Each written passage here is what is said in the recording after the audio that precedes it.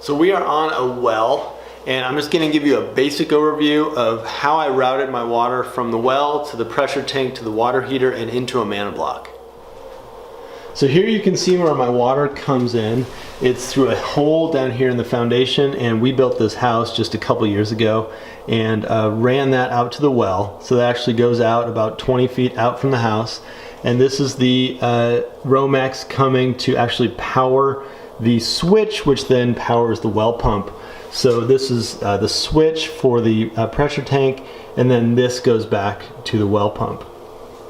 Water comes in here, and there is a stop valve. I installed this brass stop valve. First you have a stop valve, then the next thing is a kind of two-part fixture. This is the drain. This is actually the lowest drain here in the house. And then there's a little stem here, and this goes up to my switch. This is the switch for the well pump. And then this is your big brass T. Big brass T goes into the bottom of the pressure tank. And as you can see, we've got a pretty big pressure tank. From all the reading I could do on this, it made sense that the larger the pressure tank, the fewer cycles your well pump would have to make, because it's just holding a larger volume of water. So the added expense of the pressure tank, this big one, was only like 20 or 50 bucks. And so I just went with the biggest pressure tank I could get. We only have a 1-bathroom, 1-kitchen house, but I've been really happy with it.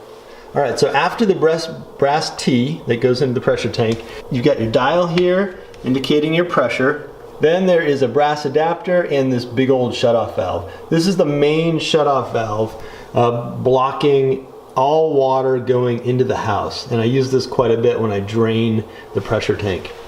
Then you can see I've just got some 1/2-inch PEX coming up, and this is something a little unusual that I did, but it's been working really well. I've got my 1/2-inch PEX, and then that 1/2-inch PEX goes to a T, and it goes to a T to immediately feed my water heater. I did that because of the unique way I plumb my Manablock. And I'll explain that in a second, but here's my T. This is my well water going into my water heater, and then this is hot water going out to the Manablock. And the only other thing here to mention is that I did plumb, this was just a code in our area, I did plumb a pressure release valve down and under the water heater. That way my pressure release valve actually comes out down here below the water heater. You can see I've got the water heater up on some concrete. That way when I drain it, I can get a bucket under here. It's nice to be able to drain this guy.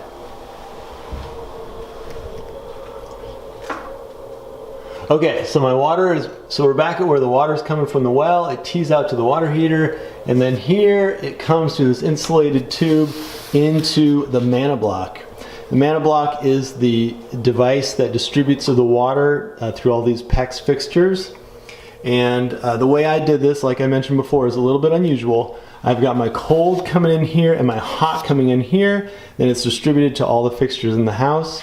And the bottom I use actually as a drain. So when I can drain my Manablock, I'm sure to get all the water out of it. Most people bring the cold in through the bottom, and then this is the cold to the hot water heater, and this is a hot back from the hot water heater. But this configuration also works just fine, and it allows me to drain the Manablock out the bottom. And other than that, these are just all my water lines that go off to the rest of the house. So that's an overview of the system.